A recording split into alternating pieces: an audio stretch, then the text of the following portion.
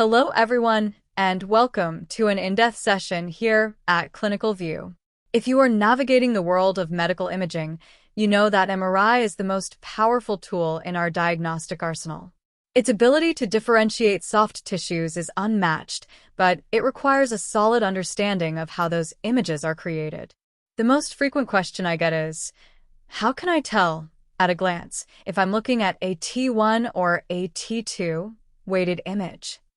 Today, we will dive into the visual tricks, the underlying physics, and the clinical rationale that makes these sequences the foundation of radiology. To master this, we start with the hydrogen proton. Since our bodies are mostly water and fat, we are essentially clouds of hydrogen. When we place a patient inside the magnet, these protons align with the magnetic field called B0. We then disturb this with a radiofrequency pulse. The magic happens when that pulse stops and the protons return to equilibrium. This journey is called relaxation, and it happens in two ways. First, let's talk about T1, or longitudinal relaxation. Imagine the protons trying to stand back up after being knocked down. T1 measures how quickly they recover their magnetization along the longitudinal axis. Tissues like fat are very efficient at this. They stand up quickly, which is why fat appears bright in T1 images. Water, however, is much slower to recover. Because it hasn't regained its signal by the time we record the data, water appears dark. This is why we call T1 the anatomy sequence. It provides a clean map where the borders between tissues, like gray and white matter, are sharp. It's like looking at a high-resolution architectural blueprint of the body. Now let's look at T2, or transverse relaxation. While T1 is about standing up, T2 is about staying in sync. After the initial pulse, all protons start spinning together in a synchronized dance. But they quickly begin to bump into each other and lose that synchronization. This is dephasing. T2 measures how fast they lose that coherence. Interestingly, water stays in sync for a long time, while solid tissues dephase quickly. Because water holds onto its signal longer, it appears very bright in T2 sequences. This is our most reliable shortcut. If the fluid is bright, it's AT2. If the fluid is dark, it's AT1. When you are at the workstation, you can confirm your suspicions by checking the pulse sequence parameters. For a T1 weighted image, the technician uses a short repetition time, TR, and a short echo time, T. We keep it short to capture the differences in how fast tissues recover. In contrast, for T2 weighting, we need a long TR and a long T. We are waiting for the chaos of dephasing to happen so that only the tissues that stay in sync, like water, are left shining. If you see a TR value over 2,000 milliseconds and a T over 80, you are definitely looking at a T2. But why does this matter in the clinic? Let's talk about the pathology rule. In the vast majority of human diseases, whether it's an ischemic stroke, an infection, or a tumor, there is one common denominator: edema. Edema is simply an abnormal accumulation of fluid.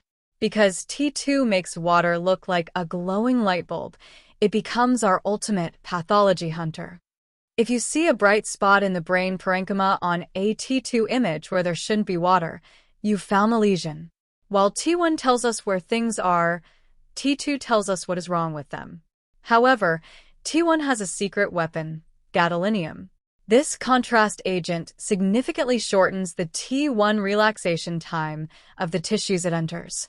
This means that if a tumor has many blood vessels, or if the blood-brain barrier is broken, the gadolinium will make that area shine intensely on a T1 weighted image. This is a crucial point. Contrast enhancement is evaluated on T1, not T2. If you try to look for contrast on a T2 image, the natural brightness of the edema will mask the signal of the gadolinium, making the study useless. Let's broaden our view.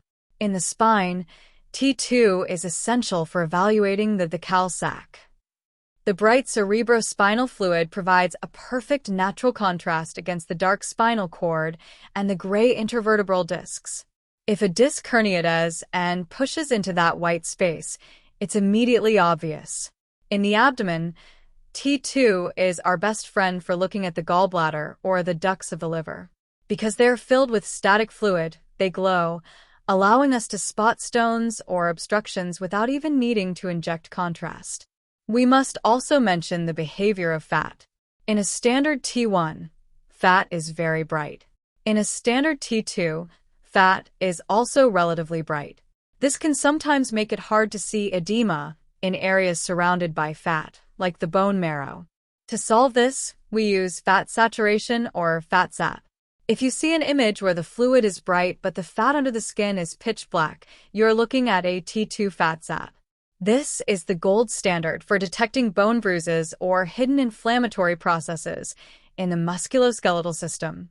Finally, let's talk about the black holes of MRI. Some things show no signal in either sequence.